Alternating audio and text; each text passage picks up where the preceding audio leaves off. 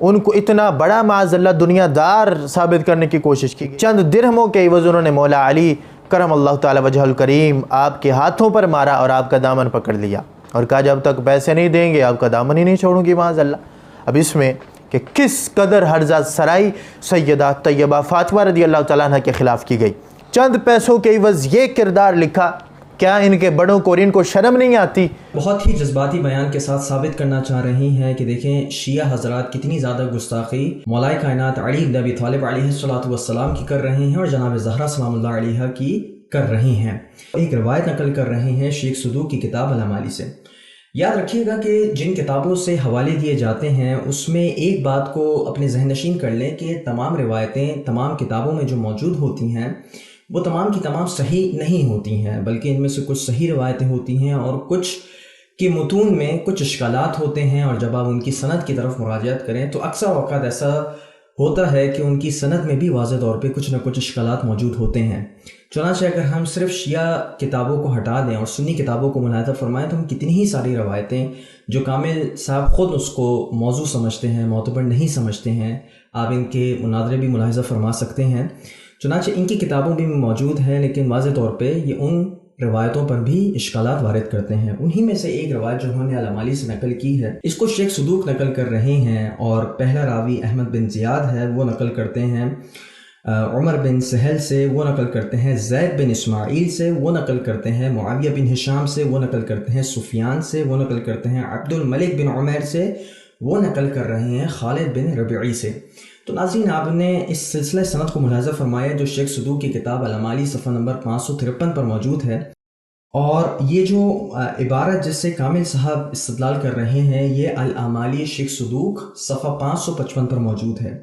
چنانچہ آپ کے سامنے اس کے سکین آ رہے ہوں گے، آپ نے اس کی سند کو بھی ملاحظہ فرمایا۔ ناظرین محترم جب آپ اس کی سند کو مراجعت کرتے ہیں اور اس کو تنقیح کرتے ہیں اس سند کی، تو واضح طور پر آپ کو ایسے روات ملتے ہیں جن کا توثیق تو دور کی بات، جن کا ذکر بھی متقدمین نے اپنی کتب رجال میں نہیں کیا۔ اس کی وجہ سے یہ روایت ہمارے نزدیک سند کے اعتبار سے بھی مخدوش ہے، ناقابل اعتبار ہے، اور متن کے حوالے سے بھی اس پر بہت زیادہ اعتراضات ہیں۔ چنانچہ جب ہم سند کی جانب آتے ہیں تو پہلا راوی ہے عمر بن سہل، اور ان کے بارے میں علامہ نمازی فرماتے ہیں اپنی کتاب، علامہ شہرودی وہ اپنی کتاب علم رجال کے اوپر ہے، جلد نمبر 6 صفحہ نمبر 93 پہ اس راوی کے بارے میں کہتے ہیں کہ لم یذکروہ، کہ علماء رجال نے اور محدثین نے اس راوی کا ذکر نہیں کیا، نہ توثیق کے اعتبار سے نہ تضعیف کے اعتبار سے۔ چنانچہ یہ راوی جو ہے وہ مہمل ہے، مجہول الحال ہے، اور اس روایت کی توثیق اور راوی کی توثیق بالکل غیر معلوم ہے۔ ایسے راوی کی روایت ناقابل اعتبار ہے، بلکہ اگر اس روایت کی اس راوی کو دیکھا جائے تو یہ اہل سنت روات میں سے ہے۔ آپ علامہ شمس الدین ذہبی کی کتاب سیر اعلام النبلاء کو اٹھائیے، اور اس کی جلد نمبر 15 ہے، صفحہ نمبر 337 ہے، اس میں اس راوی کے بارے میں کہتے ہیں الحافظ الحجہ ابو حفص، اور کہتے ہیں کہ احد ائمۃ الحدیث، کہ یہ حافظ تھے اور یہ بہت زیادہ سمجھ لیجئے کہ بڑے پائے کے عالم دین تھے، امام تھے اہل سنت مذہب کے۔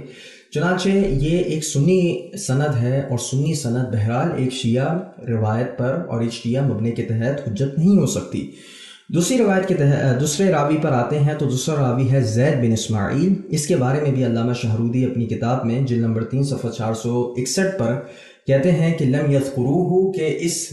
راوی کے بارے میں بھی علماء رجال نے کوئی ذکر نہیں کیا، نہ توثیق کے اعتبار سے نہ جرح کے اعتبار سے، تو یہ راوی بھی مجہول الحال ہے اور اس روایت کو قبول نہیں کیا جا سکتا ہے۔ ایک اور راوی کی طرف آتے ہیں معاویہ بن ہشام کی جانب، اور اس راوی کے بارے میں بھی علامہ شہرودی کے یہی کمنٹ ہے کہ لم یذکروہ، کہ محدثین اور علماء رجال نے اس کا ذکر نہیں کیا۔ جلد نمبر 7 ہے، صفحہ نمبر 450 ہے۔ چنانچہ آپ نے راویان کو ملاحظہ فرمایا، روایت کو ملاحظہ فرمایا، ایک بے بنیاد روایت ہے، ایک ضعیف السند بھی نہیں کہوں گا، بلکہ اصلاً یہ روایت کے جو روات ہیں وہ اہل سنت روات ہیں، اور کم سے کم اگر کامل صاحب اگر ان راویان کو ایک دفعہ ملاحظہ فرما لیتے تو شاید اس روایت کو پیش کرنے کی ان کو ضرورت نہیں آتی۔ یہیں پر ہم اپنے کلام کو ختم کرتے ہیں۔ وصلی اللہ علی محمد وآلہ الطاہرین۔